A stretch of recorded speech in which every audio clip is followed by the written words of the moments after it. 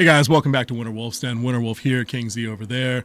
To kick off our Salute to Our Soldiers month for May 2024, we're going to watch Black Hawk Down. Black Hawk Down. Are you sure you want to do that one? Yeah, dude, we're definitely going to do that one. I need you to be sure that this is the target. Everybody on the tarmac, let's go, go, go. All right, units, I say Irene. Everybody, Irene. You heard the man, he said Irene, let's mount up. There we go. That was fun. Keep this part in too. Anytime we're having fun, we're just going to leave it in there from now on. Dude, let me just say, before we get into anything, I think I'm too old to watch these movies, dude. This is like when you're old enough to realize, and me, and younger guys got that when they served and they did the job, but when you're old enough to really realize that this shit's not a video game and people don't get to come back, it punches so much harder. Like when you realize that these aren't just action movies, at their core, that they have tenets of that, but when you realize those guys didn't get to go home, it hurts. It's tough to watch at various points, regardless of which side of history you're on, which faction you're a part of, which uniform you're wearing. There's just something, it's tense. You know what I mean? It's not exactly fun to watch, like it might have been for me when I was 20. If you wanted to comment on that as a retired soldier. No, these type of movies always hit a little bit deeper. I've had a lot of my friends who haven't come home, people who are my students, because I was an instructor at a leadership it's called an NCO Academy, Non-Commissioned Officer Academy, and I had a few of my soldiers that didn't make it home. I think somebody in the military, like through my generation that was in, most of us are retired now, that fought in the wars, that the recent 20 years of war, knows at least one person that didn't make it home or didn't make it after they got home. So these type of things do touch, they slap different, like the kids would say. It slaps different for us. I think the kids are already not saying that anymore, but I still say it. Yeah, I like whatever. it. Dude, true. All right. So this was your idea. So why don't you kind of run things from here on out? How are we gonna break this down for Black Hawk Down? All right. So the movie Black Hawk Down is an adaptation of a book written by Mark Bowden. He wrote the book Black Hawk Down: A Story of Modern War. It is from a journalist perspective of the events that happened for the Battle of Mogadishu in the support of Somalia in 1993. We first went in 92 to help with humanitarian aid, and as Somalia was fighting its own civil war at the time, where you had the president and his faction, and you had a warlord who had his faction, who actually took over Mogadishu, which was the capital. So the movie and the story follows what should have been a 30-minute Etzville capture, land capture mission, where 120 service members from Special Forces and Rangers were used to secure these two lieutenants of the warlord, not the presidential faction, but the warlord, to help with humanitarian aid, because out of the support that we had, there was over 100,000 deaths due to starvation, due to the Civil War. A lot of their croplands were destroyed, and it just caused a famine, which caused people to starve. And then the UN came in and they started trying to provide aid, but what was it, like 83 of the 92 convoys of food that was coming to the country was attacked and seized by this warlord. Yeah, something like that. Yep. And for context, if I could just throw it in real quick, this was kind of the rise of, like, right around the time cable news cycles became a thing. So it was something you could watch around the clock on various news. Like, this was like the rise of CNN for a lot of people, where our parents grew up in a world where they waited for like the 6 o'clock news or the 11 o'clock news, and that was it for the day until they caught the next day's paper. This was like prototypical internet social media stuff, where like CNN was just on.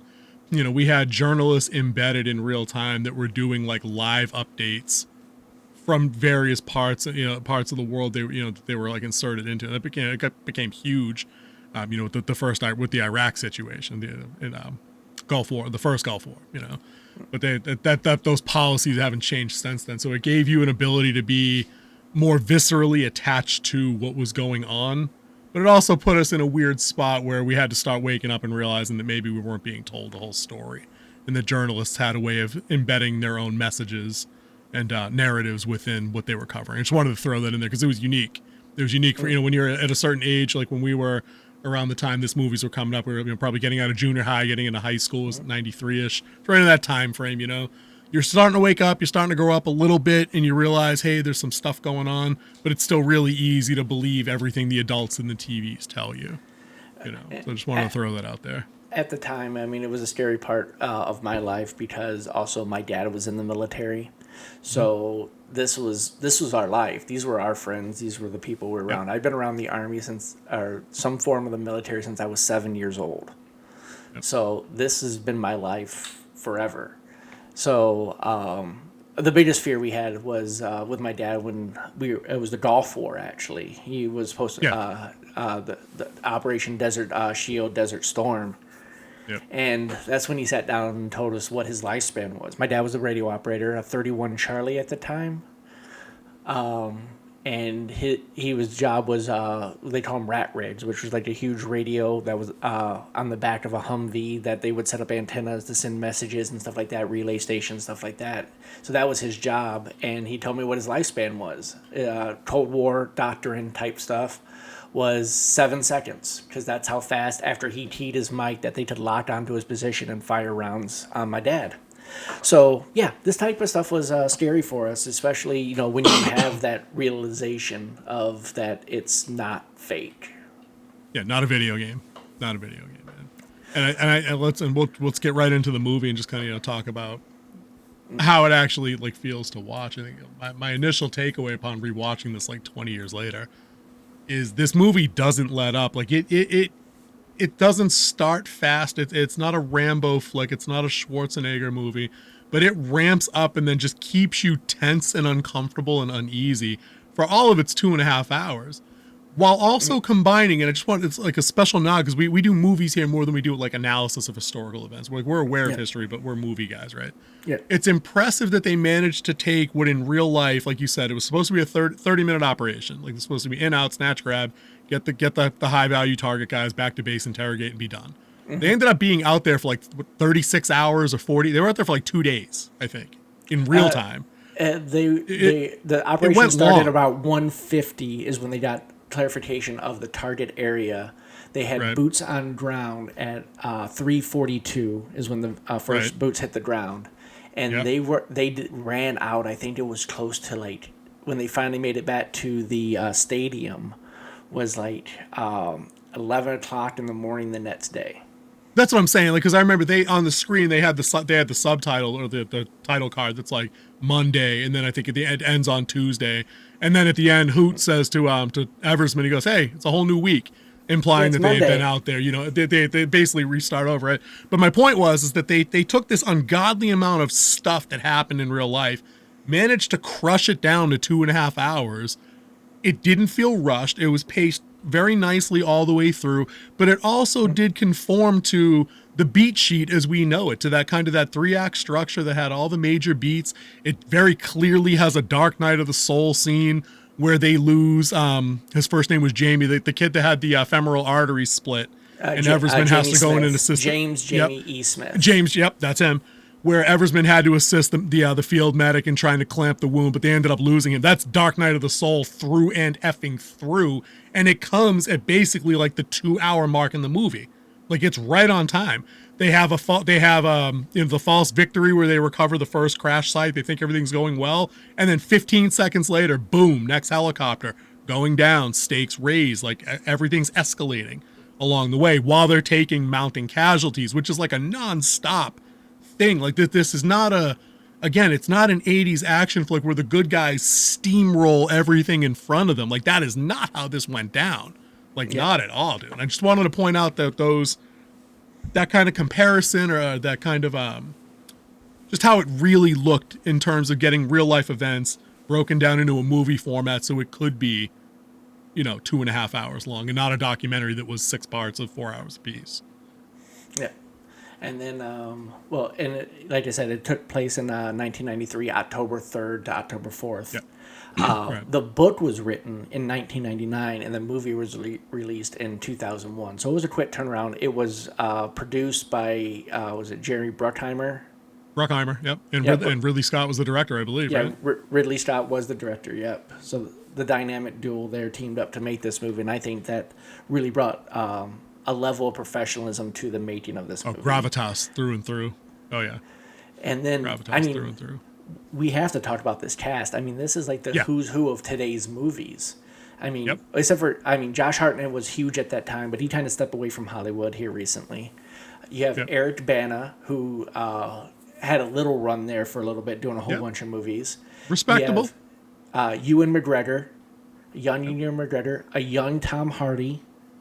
Of course, you couldn't make a war movie in the late 90s, early 2000s without Tom Sizemore.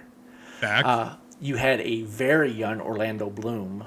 Yep, Blackburn.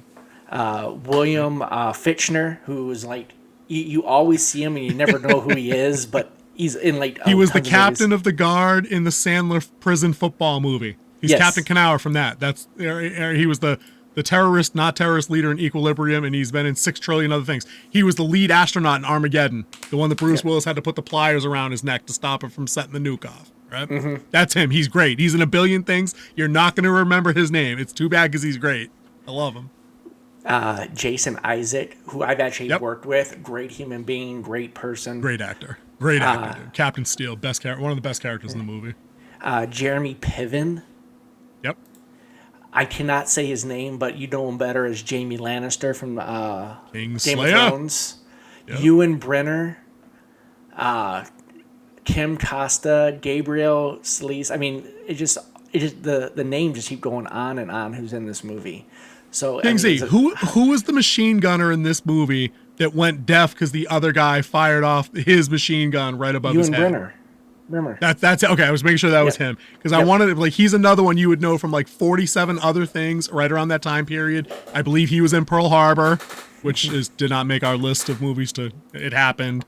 But it's not a movie we're going to cover here. But yeah, dude, star-studded casting along with the star-studded guys working behind the camera. And that's what I think what elevated this whole thing into something memorable, something that actually leaves a lasting impression on you after you watch it.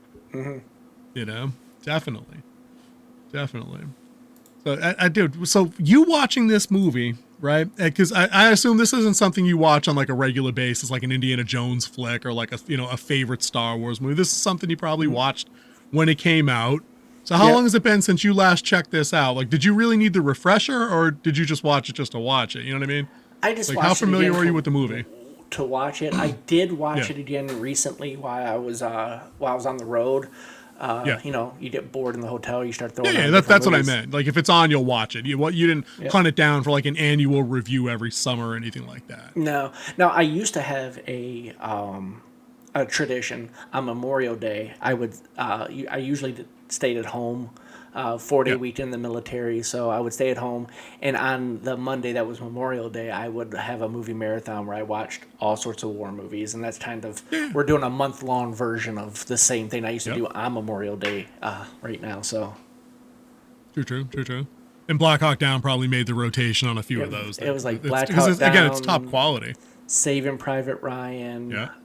Tears of the Sun. Yeah. What was another one I put in there? There was a few. Armageddon Now.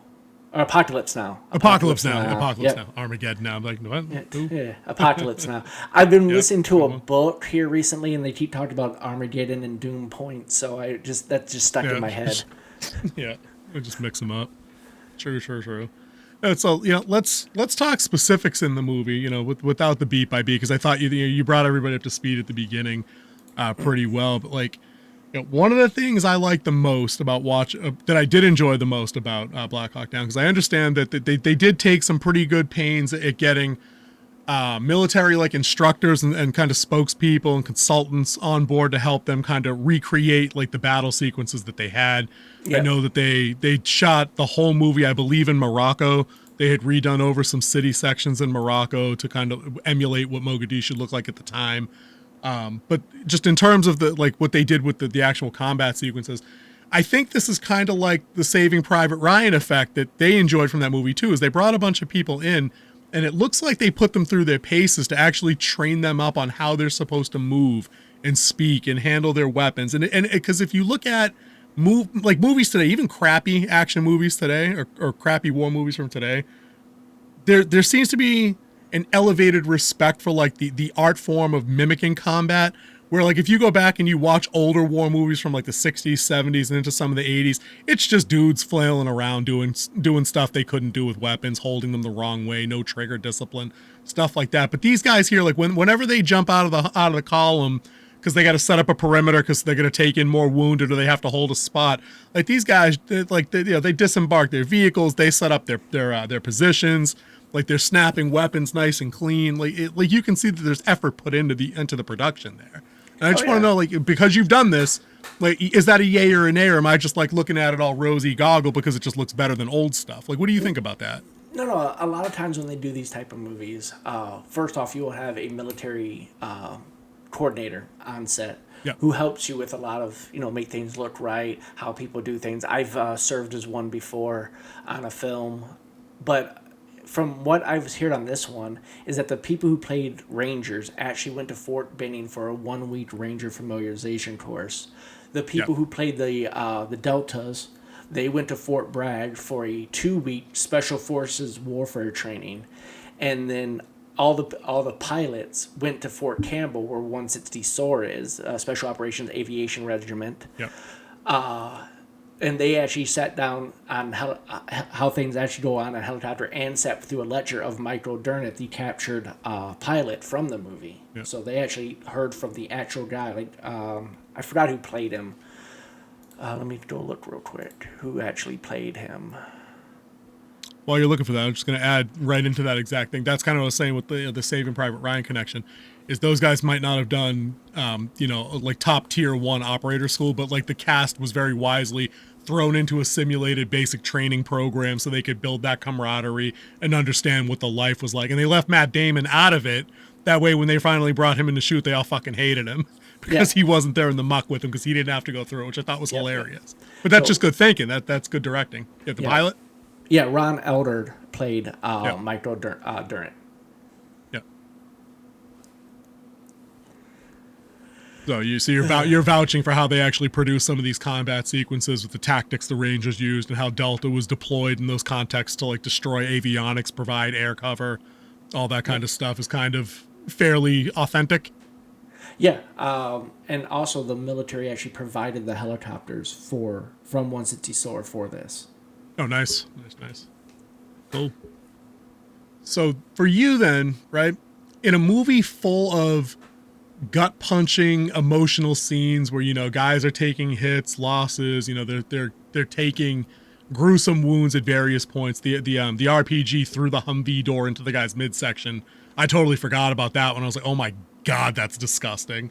It's no joke, but I'm wondering which of those scenes, and I think besides Jamie Smith's death, like we had already talked about there at that Dark Night of the Soul part, which of the scenes in this movie hit you the hardest? Like if we were recommending to folks, like if you really want to get into the nitty gritty of like a contemporary war movie, like what hit the hardest for you?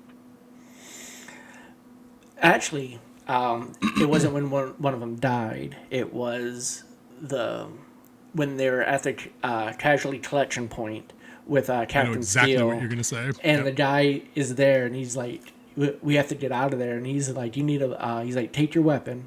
And he's like, "Anyone comes through that door?" And he's like, "I'm still in the fight, sir. I'm still in the fight." Yep.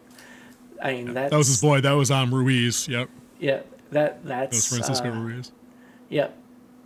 He says, anybody come around that corner, you give him 2 in the chest, 1 in the head. Yep. Yeah. He's like, I'm still in the fight. And then at the end, when he goes sees him when he's in the medical tent. Yeah. And he's like, don't you go back out there without me. Even though he's laid up on a thing. Dude, he's dying. Like when Steele looks at the medic behind him, the medic shakes his head. Like he's not expected to get out of there. And he's listed in the KIA section in the credits at the end of the movie. But dude, that dude was all balls. 100% balls. Don't go back out without me. And my scene to contrast with that is the one where the column gets its ass kicked. They go back to base to kind of re-up and go back out. And we got the one kid's like, I can't go back out there. And I don't remember the senior officer or whatever, how the ranks work. NCO. He was an NCO. He wasn't an officer. The one guy's like, listen, we all feel the same way as you do. It's what you do right now that determines, like who you are kind of thing. But, whether you go back out or not, it's your own decision. And the kid's kind of mulling it over. And then right behind him comes like the other dude that's got a fucking arm cast on, right? Yeah. And the same dude's like, whoa, where are you going? Right? He's like, where are you going? He's like, I'm going out. And he goes, not with that thing on your arm. It takes that kid all of 3 seconds to get the knife out, like he's going to cut the cast off. And then the NCO's just like, all right, fuck, get in the fucking truck. We're going to go. Yeah. And then the other kid that was kind of scared to go back out takes a puff on the inhaler as the NCO, the music's swelling. NCO's looking at him in the rear view, puffs the inhaler, and he's like, hold on, I'm coming. Moving stuff. I texted my brother right when that scene happened. I'm like, dude, see, I don't care how old you get. I don't care how cheesy that might be. Like there are men that brave that kind of shit. It just is. It is how it is, and there's nothing to take away from that. It can't be. I think in the scene here that we're about to play, really says it all about the mindset of these type of soldiers. You going back in? There's still men out there. God damn.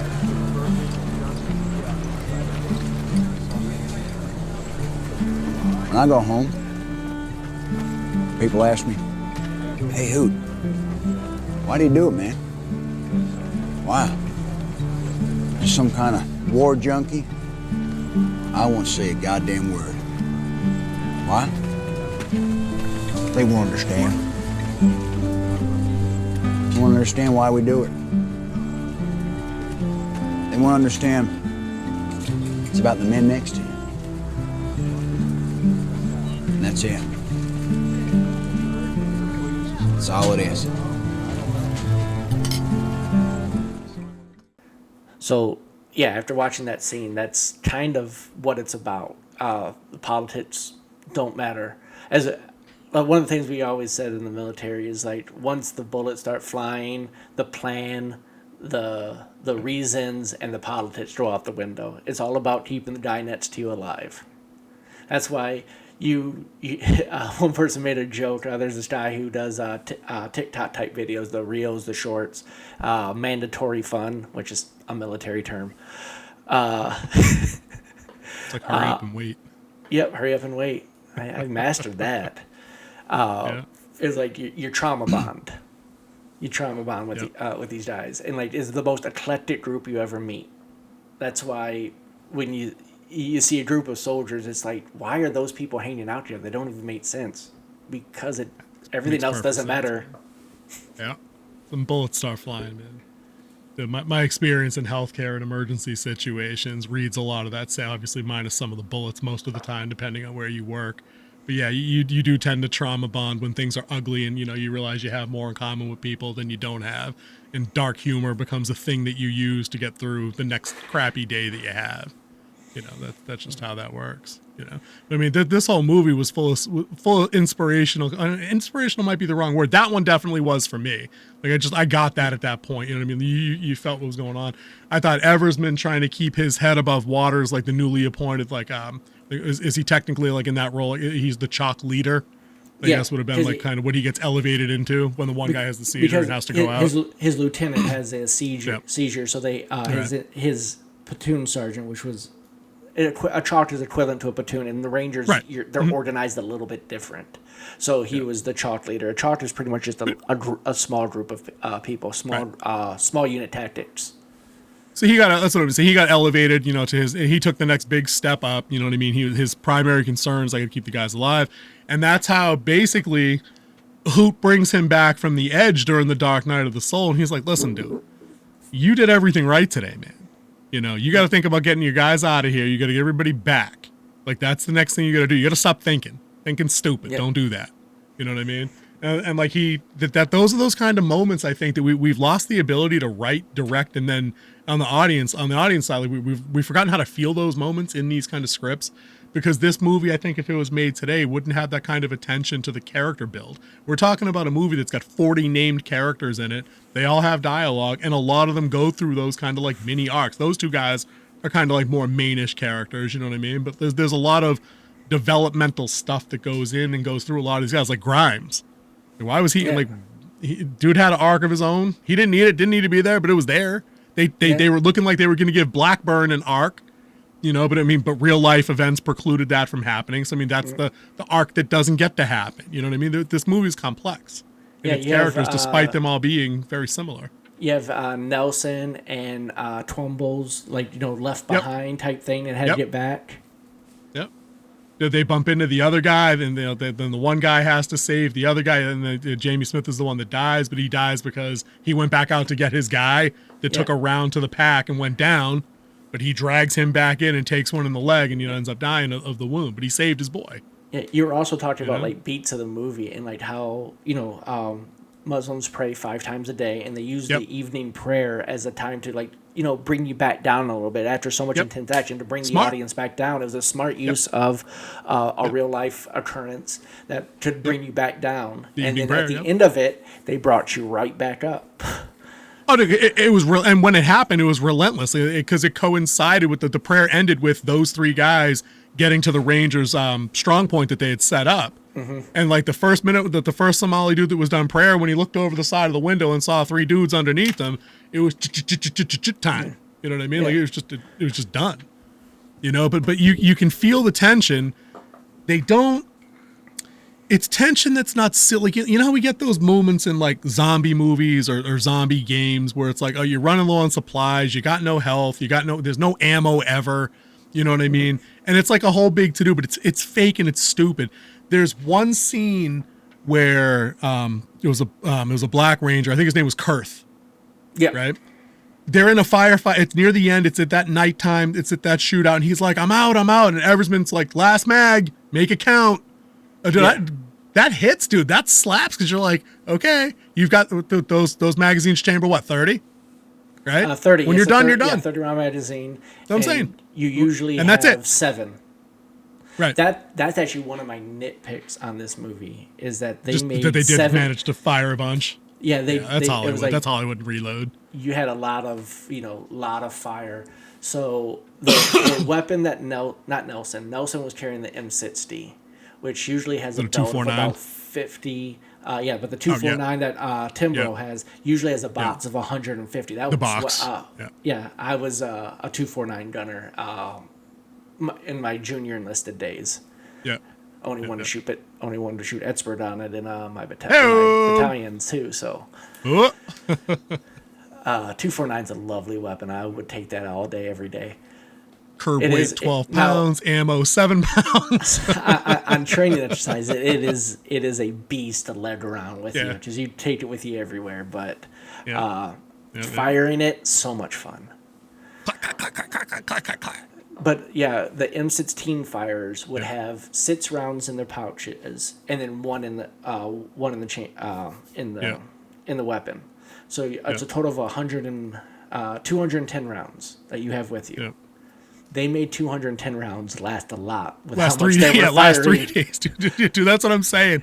Like every 5 seconds, these guys, like, you know, somebody's calling for covering fire, and then they just light up a building for like 30 seconds, and I'm like, I don't know if it lasts like that. So, but piggybacking right from that, there's another scene later when they're trying to get out, and Eversman runs out of ammo, and then I think it's Fincher. It was either Fincher or it was Eric Bana that basically gave him his sidearm. Because like that's all, like he was down to that, and then like Everman he's running out on like the low ready.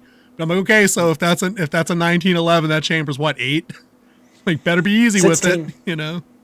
Does it chamber 16? 16 in the clip. The 1911 does? I thought that only chambered 8. Unless it was a USP 45, that would chamber 16. I thought that was a 1911. Whatever. I didn't get a good enough look at it, but I remember when the Delta snipers touched down. And they're basically alternating between, you know, their long arms and their side arms. It's like loading pistol mag, blah, blah, blah, blah, blah, blah, blah, blah, blah, blah. And then he just sets it down. I'm like, okay, that's fucking out. So the next time you pick that up, you're boned. Like, that's it. Like, those 2 guys. Let's talk about those 2 guys, dude. Talk about the Delta snipers. Balls of steel. Give them their due. after the second helicopter went down, because 2 Black Hawks crashed that day. 2 more were damaged and had to go back to base, so they couldn't provide the proper covering fire. A second one went down because they were trying to get back to base, but the tail rudder went out. Common weak point for all helicopters is that tail rudder. 2 Delta Snipers volunteered to go down and cover the helicopter until as long as they could. And they didn't know how long they were going to be there. They had no support coming, and they get down there and they're down with their full load. And that the one reason why you see them switching from their long rifle to their sidearm, because it's quicker to switch weapons than it is to reload. Of course. Absolutely. I'm not saying that tactically it was invalid. I'm just saying, like, it's like he slams a mag in and just mag dumps. And I'm like, okay. So, but then like you said before with like the magically reloaded gun, he switches to the sidearm because the primary's dry. Empties the sidearm, and when he picks the long arm back up, he's busting rounds again. I'm like, okay, wait a minute. Like, did the reload fairy come in and reload that shit? They did show a couple where they were reloading. They did. They absolutely did. Then he fired, and then he kind of jammed it back in there. Okay, listen, maybe it all happened so quick. I don't know. I just thought it was kind of funky. But, I'm not here to judge him for that. Because, again, the tension in that scene is relentless. Yeah. It's like being circled by like the shark from Jaws for like 2.5 hours, and it's just getting closer. And it's getting closer because every time something goes wrong in this movie, the crowd of armed insurgents that hates you is now advancing. They're more emboldened. They're getting closer. They're close enough to throw rocks at the downed helicopter site. You know what I mean? So if you're close enough to throw a rock, you're close enough to catch an AK-47 bullet in the teeth. You know, so you can feel that tension coming. And then when the first Delta sniper goes down, the second guy like looks at the pilot, gives him the other guy's rifle, and is like, so-and-so's gone. I'll be outside. Good luck. And I'm like, oh shit. Yeah. Like these dudes knew. They basically told command, we're gonna go down there and die. Like, do something. And then they died. This guy. And they did die. And they were also the first 2 people since the Vietnam War to receive the Medal of Honor. Master Sergeant Gray Gordon and Sergeant First Class Randy Schuthart. Schuthart, yep. Yep, Schuthart. Yep, dude, those got balls of steel on those guys. But dude, but you know what though? Everybody that was involved in this had balls of steel. Everybody that was involved in this shit had balls of steel. Grimes had balls of steel. You know what I mean? Like his whole thing at the beginning of the damn movie. Oh, I wanted to get out there, but I got a thing that I can't get back out there. And then the other guy that's in his office is like, oh yeah, but you're going out today. It's what you wanted, right? And he's like, oh yeah, Rangers, Yeah. But then but he steps up. But that scene was like huge too. Like when he's getting his gear together, and like all the people are like, we won't be out there long enough. You don't need the water. And, you don't need the night vision, Yeah, don't need the night vision. He's like, he took the plates out of the back of his. Took the back plate out. He's like, I'm not gonna be running away. And then later, that boom, that shot to the spine. Shot in the back. Yep. But I love the Grimes scene though, because he obviously didn't want to go back out. But when they run up against that technical that's like chewing them up with the 50 cal, and the one guy's gun jams, it's Grimes that runs out in the road with the underbarrel grenade launcher, misses the first one. It's on M204. Misses the first one, and then it's a slow-mo reload duel between the Somali guys on the 50 cal and him, dropping another with their breech loaded, right? Into gone, right? And he lands the shot, and again, it's a Hollywood movie, but it's not a Michael Bay movie, because like the grenade round hits the technical, it explodes, but it's not like a 500 kilogram Helldiver bomb lighting the screen up. It's like a thunk, a poof, some sparks. The guys basically flip off the back of the truck, but it's nothing over the top. And I think that's what I'm trying to say. There's nothing over the top here that makes you be like, oh, okay, all right, it's all. No, it was a lot of realistic explosions, like the RPGs hitting the walls and how the walls kind of exploded out, but not taking a whole building down, right? That's what I'm saying. I feel like if this was Michael Bay Transformer shit, a single RPG round is gonna like destroy a 9-floor apartment building, like top to bottom rubble, And it didn't. Like Grimes took an RPG round near him. He happened to be on the correct side of the wall. The way the shock of it didn't kill him. You know what I mean? But like it causes the ears to ring and the disorientation, but like he's not, the building didn't fall down on top of him. So I think the movie plays to a very strong advantage there. We're making it feel like it's not, again, not a video game. Yep, not it's not Halo. It's not Call of Duty. So I thought that worked out on their behalf really well. With the small stuff like that. You want to talk about Blackburn for a second, because I think that ties nicely into the Eric Bana speech to what's his name, Josh Hartnett at the end. Blackburn, though, he caught a rough break, character-wise, life-wise. Yeah, actually, he's okay in real life. Yeah, he actually survived. Yep, I looked him up last night. He went back home. He was working in his hometown. He was joined their police force. I think he was a school resource officer. I think he did something else with some training stuff for a while too. But he's not disabled or paralyzed or anything from the fall. Like, he's still alive and doing his thing. It just took him out of the fight. But it's one of those things. I think they described it best actually in a movie called The Replacements, where it's like Josh Hartnett's first time being the BMFIC, and the first thing goes wrong, where they're fast roping in, RPG comes, so the helicopter has to make evasive maneuvers, and Blackburn misses the rope on his way down, falls down, I would say roughly 50 to 60 feet. The Blackhawk wasn't getting any lower than that over there. Takes him right out of the fight, and that was the first thing that went wrong in Everman's head. And then you had a couple other things, and a couple other people go down. It's like quicksand. The more you try to do something right, the more you struggle, the deeper you sink. And that's what he had to pull him out of, because he was in that mental quicksand where he was analysis paralysis, another good way to put it, that he was getting himself into. We use that all the time. If I'm, am I making the right decision? Well, if this happens, and you start working out like 300 different things that could happen when you're not, and you need to make a decision on the spot. And it did help him snap out of it. In those times, you do need to let your training kick in, because you're trained for this type of stuff. Like, one of the things, you do it so much.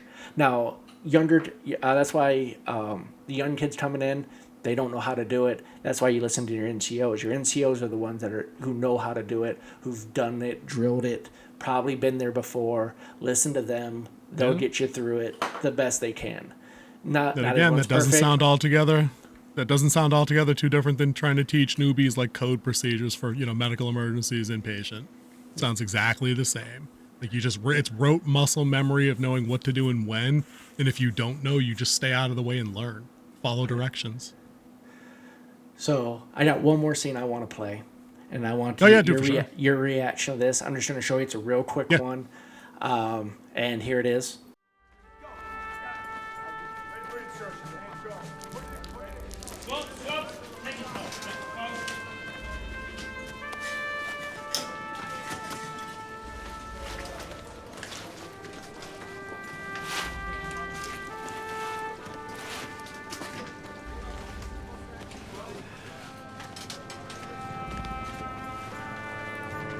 All right, so the scene we just watched has mixed reactions from audiences. One thinks that he's still kind of vain and he can't have things out of order, so he's there and he's cleaning up the mess because no one else is doing it. Or the thing is, like, it's the least blood he could do. Why everybody else, and he's there like so the doctors don't slip. He's there trying to do whatever he can to help out. These are the two different reactions. How did you take that scene? Dude, option B, dude, no question. As a guy that's been in a situation like that, dude, like, the look on his face said everything. His growing frustration with how it all went leading into that point.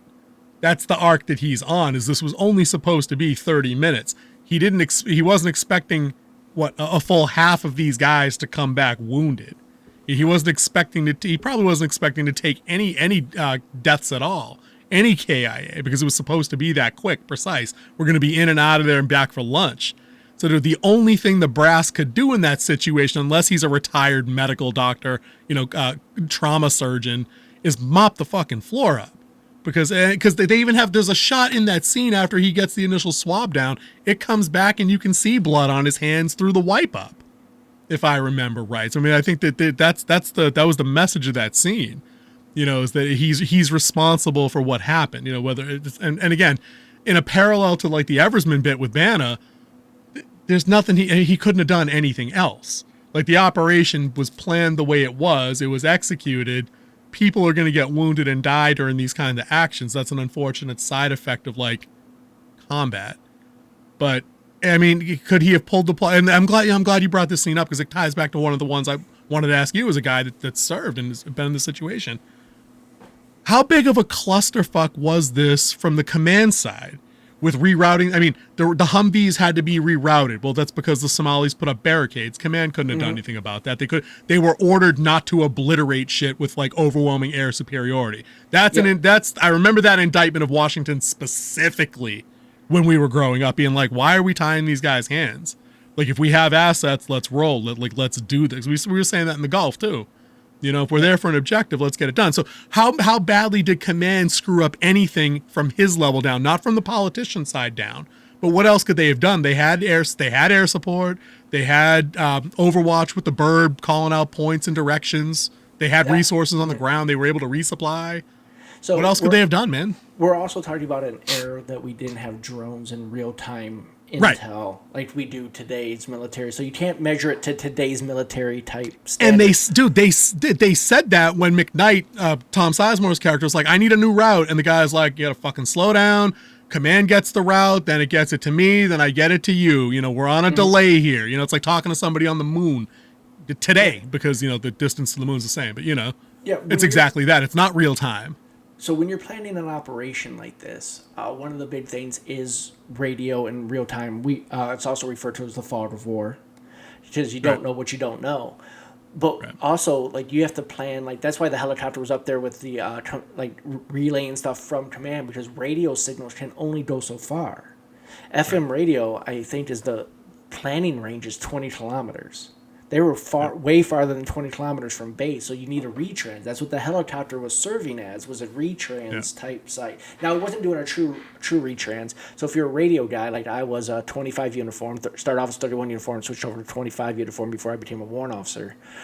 A retrans site is that we would find a hill, we would park our Humvee up there with a radio, and we would set up two big antennas, we call them OE254s, and we would plug in the frequencies. We have a cable we hook up, and then we would just sit up there and play cards while that served as a retrans site to make sure it always had power and we didn't get attacked. We had MREs to eat, and that's what a retrans site was. I've never actually been on a retrans team except for one training mission. I was only there for a day because we were just, practicing training mission. True. Yep. So I never actually did it in combat, but that was one of the things that was...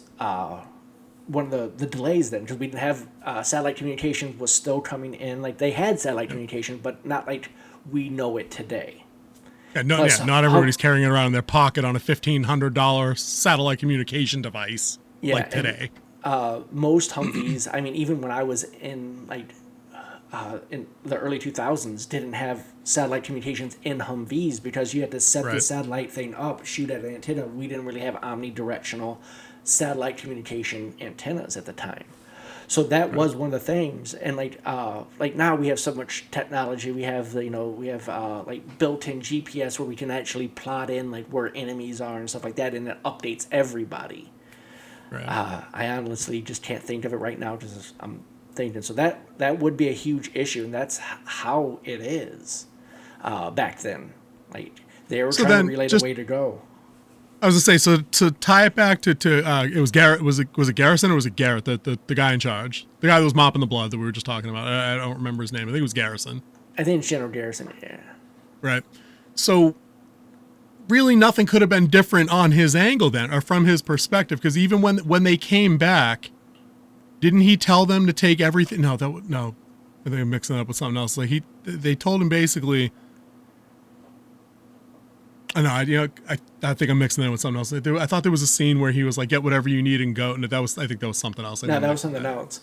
He was on because they radio in for a medevac, which a medevac is a helicopter that comes in to get him out, and he's like, "Too hot." Can't.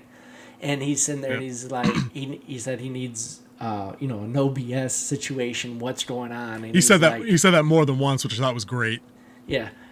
Because, sometimes the colonel thinks, you know what, I can pull this off. And he's like, no, I don't need you to think what you can do, what's maybe possible. I need to know what is possible, where you are at this point. And Sizemore was like, we do more harm than good. This is Yeah. a bad idea. Yeah. They had more wounded than like they had that. combat effectiveness. That was the same thing Captain Steele said. He's like, we Steele are said to the combat Delta guy. ineffective. Yep. At Yep. this point.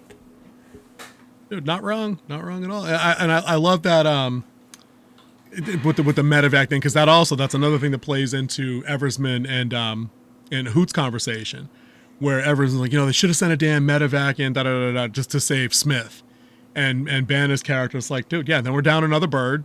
Now we got to go out there and secure that, and then you just got more of your guys killed. Yeah. No, they shouldn't have done that. It sucks. But they shouldn't have done that, because you might be dead. You know what I mean? It might be you having to go out there to do that. Yeah, but the one other thing the other scene that I thought was crazy balls. And I remember we were talking about this the other day, because we were talking about, the no person gets left behind angle.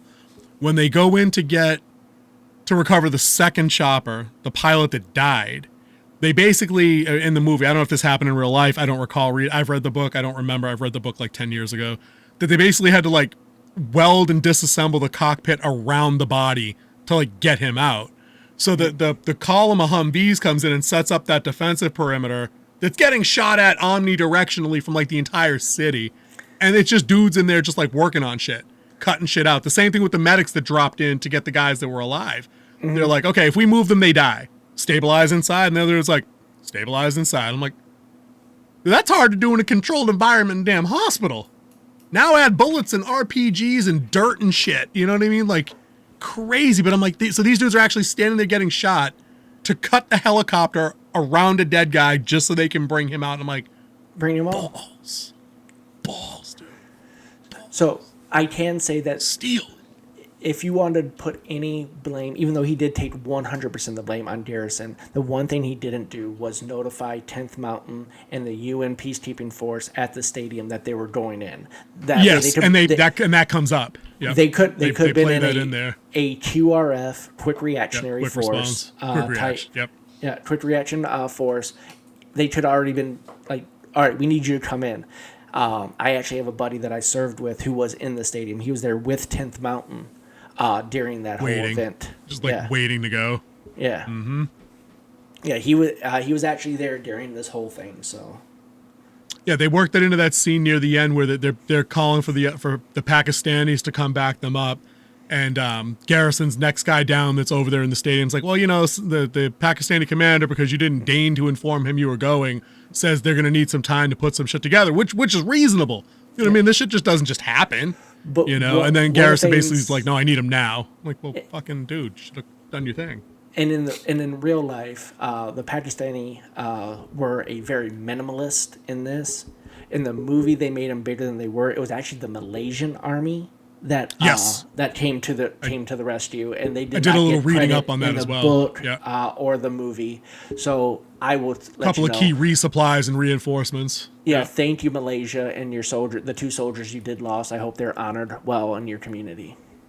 Yeah, good for sure. And that's, I think, a lot of people lose sight of that. Is this wasn't the United States doing some of the stuff we've done, more recently and after the fact. This was a multinational coalition that was trying to deliver humanitarian aid and stabilize 10 years, 20 years worth of civil war and and a genocide that was going on. And that first scene in Somalia described how we talked about it already about how they were handcuffed.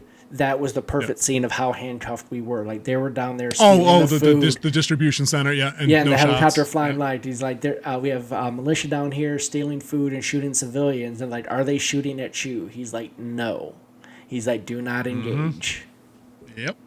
Yeah, because we were still because at that time the United States wasn't acting unilaterally. Blah blah blah blah blah.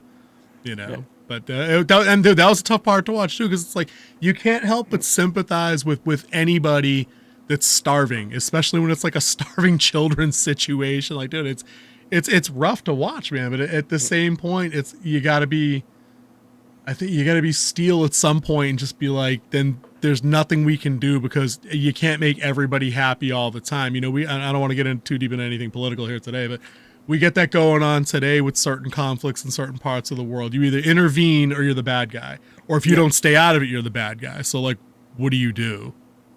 Somebody's always going to be pissed. So I think my kind of political position going forward, typically over the last like 5 years is always just going to be whatever doesn't get any Americans killed. Like, I'm good with that. Like that's okay. I don't think I'll be sending any big checks. I'm certainly not sending I'm not sending guys like you anymore. Like, I'm good with that. Unless there's a direct actionable threat, no shadow wars, no conspiracies. Like, nah, I'm good. I'm good. Trillions of dollars later, what do I have to show for it since 9/11? Not a whole lot. Superiority has not been reestablished in any meaningful way since like Nam. I'm good. Like, I'm all set with that. That's a tough pill to swallow for some folks, I'm sure, but that's where I'm at. But dude, anything else on Black Hawk Down, or what else are we going to talk about here? I don't want to go too. I don't want to beat it too bad to death. I think we told our story. Yeah, I just want to wrap it up with a reminder that there 18 U.S. soldiers did lose their life that day. 84 were wounded. Now, on the Somalia side, they've estimated the death and injury count into the 2000s. The new ambassador to Somalia, when they totaled everything up, it was around 2,000 Somalians were either killed or wounded that day. Also, the Pakistani lost 7 people and 30 people were wounded, and the Malaysians lost 2 people, a 30-year-old soldier and a 17-year-old soldier during this event. The movie definitely did touch on some child soldiering going on at a couple different points, which I thought was a pretty gripping sequence of events as it was portrayed on the movie. That's something we didn't talk about. We don't need to get into that too deeply, but it was in there. It was definitely in there. Yeah. I think maybe most of those 2,000 Somali deaths that were inflicted.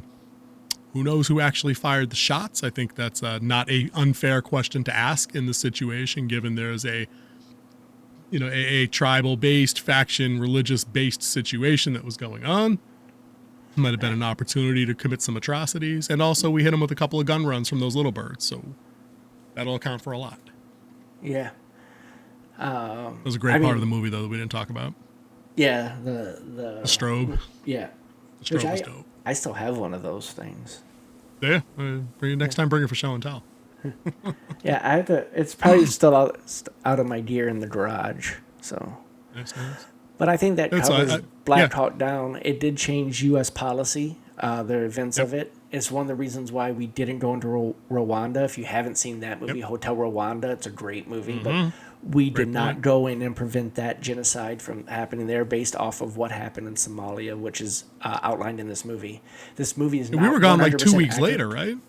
I was saying not 100% accurate for sure, but I think one of the things that it says at the end of the movie is that like Clinton pulled out the Ranger battalions like 2 weeks after this happened because it changed policy that quickly based on public backlash here at home. Yeah, he we're like, no, we're not going to watch you drag helicopter pilots out. Yeah, he's been a chairman diplomat corps there to broker peace. Yep. And then it was like March of the next year, the general we were trying to remove was shot and killed, and then the general who was part of this after off his tribute resigned. Retired the next day. Yeah. But he took full responsibility for the events that happened, all the deaths. He took it on his own. It's one of the things when you plan a mission, you know what you know, you gotta know what you don't know, and then you don't know what you don't know. Yep. The unknown unknowns. For sure. Do we want to do scores? I don't think scores are necessary for these kind of things. I mean, my only recommendation these are top rated. Is see this movie. If you haven't seen it, I would definitely take the time to watch it. I watched the extended cut here recently. You get 7 more minutes. It's not really that much added to the movie, but no, 2.5 hours 2 hours and 34 minutes was enough for me to remember exactly what was going on. So I think I'm there. Yeah, no, it's definitely a recommend for me as well. I mean, if you're into the military stuff as a theme behind the movies, or if you're somebody that has served or is planning to serve, this is a pretty good look at what it could be like for you. You know what I mean? There was a fairly accurate, it might not have been accurate a rendition of the actual sequence of events in the order they took place, but I think the portrayal of combat is about as authentic as a movie is going to get with it not being a video game. Like, it's not. Like, people get hurt, people get killed, people get traumatized psychologically. Like, it's not a game, it's not a joke, and I think it picked up on all those beats pretty well. So I'll give it that. I don't think we're going to give it a funny 5-star baseball style review or anything like that. No. Not this month. True. All right, dude, you want to talk us out of here? All right, everybody. Thank you for joining us for this really long review of Black Hawk Down and the events that are around it, that happen around it. If you liked the video, go ahead and do that thumbs up to help get the video out. Hit that subscribe button if you don't want to miss the rest of our reviews for our salute to the military this month. Hit that notification bell so you know when each new video drops. I believe our next one will be done a week from now to come out. We're not going to tell you the order, but we're going to surprise you. So with that said, I'm going to say goodnight. Later, guys.